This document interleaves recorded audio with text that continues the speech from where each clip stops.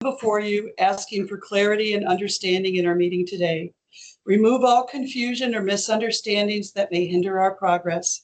Grant us the ability to communicate effectively and to comprehend one another's perspectives. We ask for help and healing for our fellow Americans today that have been hit by those devastating tornadoes in the St. Louis and the Kentucky areas. Give them hope and resources to build their homes, their businesses, and their lives. And we ask all this in your blessed name. Amen. Amen. I pledge allegiance to the flag of the United States of America and to the republic for which it stands, one nation, under God, indivisible, with liberty and justice for all. The Texas Pledge. Honor the Texas flag. I pledge allegiance to thee, Texas, one state, under God, and one indivisible. All right. Do we have comments from the public? No. Okay. A request for adjustments, Jean. Okay. Next is the consent agenda. Do we have any comments on that? Or I would like to make a motion that we pass the consent agenda as is. Second. All right. All in favor? Bye. Next up is the Woodlands Division report. So I don't have anything to, oh, good evening. I don't have anything to add to, it's been a long day. I don't have anything to add to the packet, but if you have any questions, I'll be happy to answer. I got a small one. I was just curious. Someone had told me that up until around 2000, middle of 2000, August, we were at, for wastewater one, we were at we were permitted for 6 million gallons. Mhm. What was the catalyst to push us over to 7.8? So wastewater plant one, through the years, you've heard about like the 6th in Turner County and the 5th and everything like Yeah. that. So based on whatever capacity was needed during those studies, the plants were expanded. And so that plant actually had 4 phases of improvements over time. Wow. So I'd have to dig back to see that, probably the 3rd or the 4th in Turner County. Yeah. Obviously, I wasn't here for that, but I could look into it and see if there's anything that comes up. Okay. Yeah, thanks, Chris. All right. Laura, Yeah. on page 41 is our monthly Bear Branch maintenance report for your all's information. Right. That's next on the agenda. Right? No. Oh, you're talking, this is the dam. This is the dam. All right. Just same old thing, Ed. Yes, sir. People cutting the fence, but no grass fires, so we're good. Well, this is east of it, the Bear Branch, Panther Branch Drainage Improvement Project. And Craig, you and Brad are on the. Yeah. On the. We didn't have a meeting though last time, so I don't think, has anything changed? Except for the next meeting has been scheduled. What are the date? What's the date? That was, I think it's the 28th at 1:00. So we sent out an invite survey over the last couple days. Is that gonna be here? Mhm. I just saw it, so I wasn't sure. Yes. And that'll be to get an update from the engineers. Last we met with the engineers, the last stakeholder meeting. They were gonna kind of package up the analysis they had done into a memo that could then be utilized to potentially go after funding in different areas. Any developments, just offline? Yeah, so we'll find out. Now, there's been a few just discussions about ideas of other funding sources that maybe we could. In that last meeting, as you recall, there was kind of left the meeting with some thoughts about, this project's been discussed as solely kind of a drainage project. The reality is that its main purpose is to reduce water on research forest. Yeah. It really is a mobility project, which it does both. I mean, it drops the water surface elevation, which helps the surrounding areas, but it also takes, almost 2 feet of water off of research, allowing it to be passable. And that was, so if you're talking about a drainage project, that might be one avenue to go down funding. If it's a mobility project, that's a whole different ballgame. And so that's kind of where the last stakeholder meeting left off was, some ideas around that. So I think there'll be more conversation around that, I think, would be my guess. But no major changes as far as scope or any of that since the last time. All right. The attorney's report? Nothing much to report on number 11. legislative session ends in a little less than 2 weeks. It'll be Monday, 2 weeks from yesterday. So we are continuing to track bills, and as usual, once the session ends, we'll have a comprehensive summary for all of our district clients that might come out in June or July for y'all. I think Abbott's going to call an extra session. Yeah, I get that question a lot and I have no idea. There's still a lot on the plate. They haven't done a lot. Well, you're absolutely right. There's a lot of infighting among the Republican Party. It's really made things extremely difficult in the House and is now making things difficult in the Senate. There's usually about 15 or so % bill passage rate. My guess is it'll be a fair amount lower than that session. So ABBD put out call to the, I don't remember the bill number. Did that do anything? Did they raise them? there's been a number of what I call kind of SOS, whether it goes through AWBD or other avenues. We feel like kind of the firemen this session just kind of going trying to put out fire. So the one that went out last week was, I think, on the bill about the recording of meetings. And Right. I've been reporting on that. And so for most of the districts here, it wouldn't make a difference. Metro, it would, but for most of the districts here, from what I can tell from the requirements, our districts would, from what we already do Yeah. voluntarily, we would be in compliance with new mandatory requirements. So, but for districts that are smaller, don't have the resources, it could be, more significant expense for them. So. Well, Maureen got us set up doing videos. Yeah. Very cheap. So, Would it really be that expensive for a rural district to buy a speaker and a? I am not a technology guy, I'll tell you that, right off the bat, so I could not tell you. Yeah, it could be 10 to 30,000. Well, it depends on how they're doing it. They could do it with an In iPad. range. Yeah, they could do it with an iPad and be done. how much did you do it for, Maureen? Give or take $1,000, our recording and Oh, Well, it's It's been pretty cheap. multiple attempts and multiple rounds. yeah, it was a lot less than the 3 quotes that we got. That's awesome. What we ultimately wound up with. and they're very useful. I love it. Good show. Well, next is our yield restriction report, and that's Yep. Maureen too, right? Or you? Well, I can touch on it as well. So, Okay. we talked, I've talked with, I believe, all the boards about arbitrage and kind of what the big picture concept is, that basically the IRS got wise in the 80s to a couple of shrewd issuers that realized that you could issue tax exempt debt and turn around and invest it at a higher rate of return with no risk, which by definition is arbitrage, a rate of return with no risk. So all these very complicated rules were put into place by the IRS to essentially prevent that.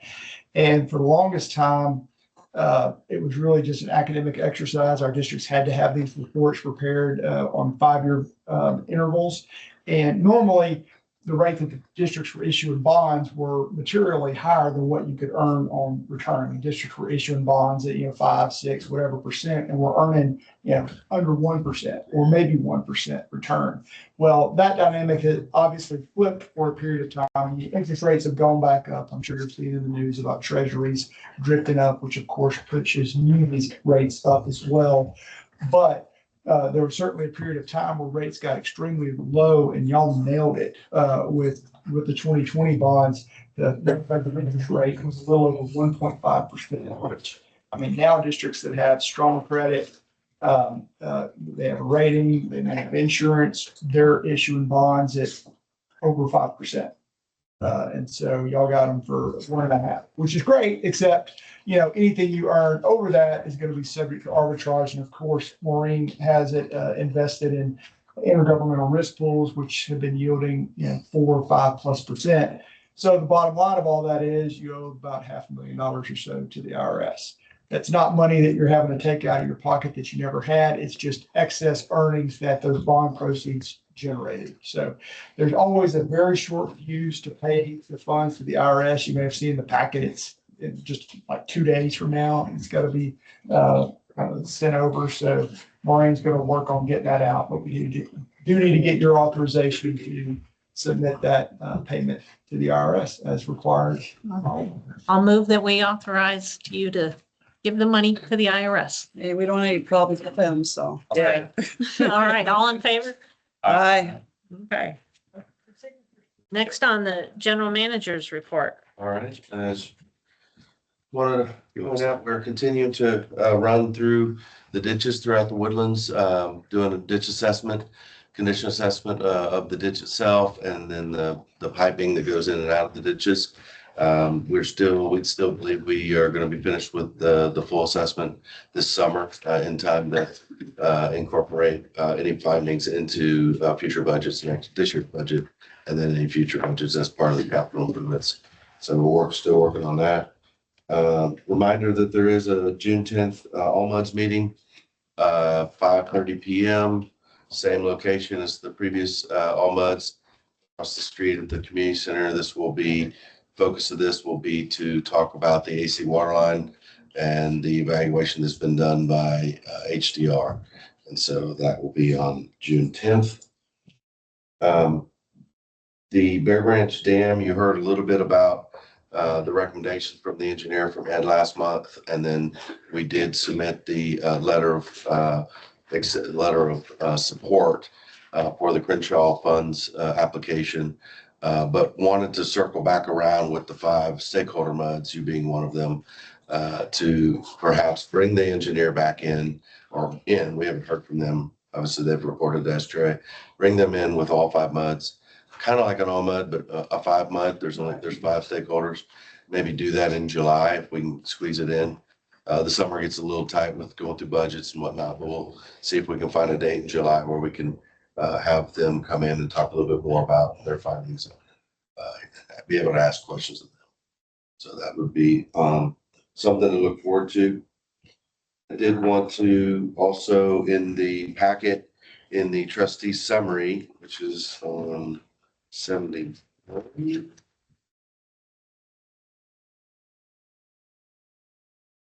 Bottom of page 72, a GRP summary. You can read it there. This is a summary of the April board meeting and the way the dates fell this month with the MUD meetings and the GRP. The GRP's next meeting actually happened yesterday. So this is a summary of last month's meeting. What happened yesterday to add to these notes, really, and I'll go into more detail on it, but there we looked at the budget for the first time, and then also at the end, there was talk about maybe from all members, which is maybe a first, at looking at ways to perhaps look for new members of the GRP or looking at ways to increase utilization of the plant. So, and I think there was a comment made that it's the first time that all 6 members have agreed on something, kind of as a joke, but so we'll see. But that's, I thought that was positive, and we'll see where it goes. There's always a consent agenda to agree on, right? Well, yeah, I suppose so, but yeah, this was a little bit more contextual, but Yeah. we'll see. Well, under that topic, I watched the part of the trustee meeting from last week, and trustee Maggart brought up his opinion that the Panther Branch fault doesn't exist, and especially not under Dr. Meinrath's house. And that created quite a stir in my faulting community. You know, I've given probably 150 fault tours, and I'd like to give one to trustee Maggart, and I will extend that invitation to him. But I'm sure he'll hear a response from people that are well-educated in the field of geology. And if anyone else would like a fault tour, I don't think I've given. I haven't I've given you guys one. So, and that applies to all the other trustees that haven't. I know trustee Lux has been in Dr. Meinrath's home, and if you see it, you wouldn't be a Kent Maggart of the world. So that's, I'm glad someone brought it to my attention, so I watched it. So I got a question, Eric. I heard from 2 different people that they had some billing issues, and they said it was something with the software here with the changeover. Did we have somebody? GRP? No, here in the building for Oh, paying bills. Okay. And I was just curious if all that got fixed and taken care of. Yeah, it has. It affected about 300 accounts out of 34,000. Okay. And so, yeah, it was basically the company that, and it had nothing to do with actually the new software. Yeah. It had to do with we use a company that processes the online payments, and then they have to send us confirmation that that payment was received. And there was a small batch of payees or payments that we didn't receive. So when we don't receive something, that triggers a door hanger saying, hey, you didn't pay your bill. So that triggered that. We didn't know we didn't get it. The way that it comes in, we get others from them. So we saw the others. We just didn't see that we didn't get that one. And we don't know who did or didn't. Might have Growing been. pains. Yes, there was about 300, just over 300 folks that, but we've had that corrected. How many door hangers typically go out in a month? Just really depends. 1,500. Maybe, yeah. That's the time. It was up 20% or so more that month. Yeah, I'm sorry, were you done? Sure. So I just had a question, I was looking at the WWA website today and I went out to Mud 47 to see if our email addresses were out there. I thought, didn't in January, we vote to put our Woodlands Water email addresses up there in case anyone wanted to contact us? Yeah, we have some serious cybersecurity concerns about that. We've been instructed that that's not the best route to take, and we Okay. can certainly talk about that behind the scenes, but there's some issues with it. Okay, So it's not as easy as just throwing out, if it's a Woodlands Water, address that is tied to our system. Yeah. So there's issues. okay. So Can we put that on the agenda so we can talk about it more at another next meeting? Yeah, put it on for next month. Just add it on. Yeah, okay, sure. all right. Yeah, so it's not that we don't want to, Yeah. but there's some risk that you take on when we do this. And Sounds good. So it's not a concern about us getting a bunch of spam. It's more about. oh, it will be that too, for sure. Yeah, No, definitely. But that's just receiving. You're gonna get phishing and you're gonna get a lot of stuff that will then potentially lead folks back into. Well, like the Woodlands Township Board of Directors has email addresses out there. I know that if I really wanted to talk to them, I could find an email. I don't have to go to their meeting. So I wonder what they do because I've had my number. I came to the Texas and I didn't know a soul. And I opened the community magazine and I've been involved in local politics since 1998. And I've always had my name and number out there. And it's never been an issue for me. And so I'm surprised to hear that it'd be an issue. Maybe you What just does the said that township do? number. It's different than email. It's two different things. Okay. Because if you have. Our if you email have a- addresses no, are out there. Yeah, so if you had a Gmail address, who cares? But if it's something like woodlandswater.org, my husband's in IT, so I'm kind of know about this, is that they can take that, they can run the algorithms around it, and they can go back in and go all the way into the server. They can go all the way to the backbone, And it's, just with an email address. and Yes. it's just happened to some muds that got hacked and millions of dollars. were Yeah. spent. Oh, I saw that story. All right. Yeah. Okay. Was that the Katy one? I don't know which. Well, there've been multiple. Yeah. Yeah. There've been multiple district issues, but it's a nationwide issue. There's stuff across the country with bond issues, issues around the country where Yeah. cybersecurity. It might Yeah. be just something to put on the agenda, and if we need a way to communicate, a Gmail address or something that's public is fine, because you can't get in the backbone of Gmail or Yahoo or Hotmail or any of those. It's a specific to your local domain and inside of your server, and you can backdoor it so easily. So name and number, go for it. If you want, well, that's fine. We can do that.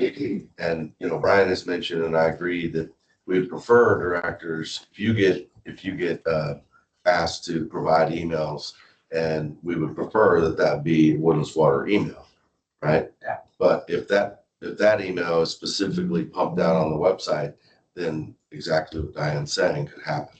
Mhm. So yes, Yeah. doing it as a Gmail would Yeah. solve that problem. Right. But then it causes problems with what Brian has mentioned about Information Act stuff. So Yeah. we're trying, that's the problem. Yeah.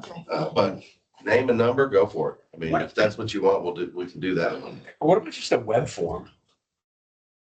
Where there's no email address, you would just submit your name and number to Craig Yeah. and then. We are to do that through the information line, Right. and we've talked about that actually, because we monitor that, and if there was something that specifically came in for a specific director, we could forward that to you. We could do that. We could do that now. We're doing that in the general information. We get emails, many emails daily through the general information line. Could you park one on just the 47 site? Yeah, I think, Maureen and I talked about that, last week, and I think we could, potentially could. Just gonna say, I think there's some things we can do just format wise, like along those. Make it easier to find you. Be Yeah. put that front and center and invite folks to connect with you. Well, yeah, we'd love to facilitate, an easier way to get hold of you, no doubt. That's not the issue. Okay, great, thank you. Well, next on the agenda is consider an act on authorizing WWA to evaluate the MUD SFDUE wastewater allocations for the, Or I did have, Uh-huh. John to do the communications, if you don't mind. sure, yeah, And then let's I'll do get that. one. It's a short one. Yep. Page 65. Right. So the community working group, they had their fourth meeting on Tuesday, May 13th. That happened at wastewater treatment facility number 1. They got an excellent tour there by Estuary staff. Everybody was very impressed with the level of knowledge, insight the staff had and the insight they gained through that. The excellent tour. Eric also provided just a very brief, high-level overview of the 4 alternatives to that facility. And then on July 1, the CWG will meet again. And there, actually, Corolla will be there and they'll get in a little bit more into their assessment. So they're starting to dig in deeper to that project. We got a couple of videos that are in production. We've got a series of videos planned. The first 2 ideally will come out this summer. These are a couple minutes each. And one is just putting a face to the agency. Who is Woodlands Water? It's a nice broad overview, introduction to the agency. And then the second one, from source to tap, will go into our water supply. And we'll have some animation there, follow the water drop type of thing, help folks better understand the drinking water gets to them. And we also now have a part-time social media specialist that just joined us on Monday. Stephanie Williams is her name, and she's gonna be focusing on more video content, especially for social media, short reels, and just helping us expand our reach and be more engaging when we do reach people. Cool. We'll see some changes there on those fronts. You got some current examples, marketing materials in the next couple pages, and then your outreach calendar on the bottom of page 68. I did want to note that it says there that I'm going to be at the farmers market this Saturday. We won't be there. They actually could not host us, but we'll try again. We will be out there again in June. Farmers market. Any questions? Jen, I don't want to take our eyes off the ball on the tax explanation. Yep. End of year, or, so we're Q4. Yeah, so that, yeah, right. Fourth quarter focused on value. I think that's where that slots in nicely. So that's going to be September, October, November timeframe. And I'm happy to come in and just spitball some ideas and. Yeah. So, Yeah. use me. We've done a couple things on it, but I would love to get with you and help Yeah. wrap something. Anytime. Right. Thank you. Next on the agenda is the SFDUE audit. And I guess we all got an email from Hugh before he left the country. And he made very good points about why we should approve this. And I'll say they sounded great to me. Anyway, I'd make a motion that we go ahead with this SFDUE audit. I agree with that. Yeah, okay. All right, all in favor? Aye. All right. Now, the next on the agenda is trustee. You kind of covered that with the general manager's Yeah, report. the main point was, making sure, they wanted to make sure that that last item you just voted on made all the agendas for all the buds, and it has, so. Okay, It'll be looked at by all of us. How's the consensus been this week? It will be. Yeah, it's 5-0 so far now. We go. So 5 more tomorrow, but I wouldn't anticipate any issues with it. All right. It seemed like the trustees, when they brought this up a month ago, were all in consensus about it. So Yeah. I would expect the MUDs will follow suit. Very good. Smart. All right. The next thing on the agenda is adjournment. Yes. Very good. All right. Thank you. All right, thank you. Well done, Sunday.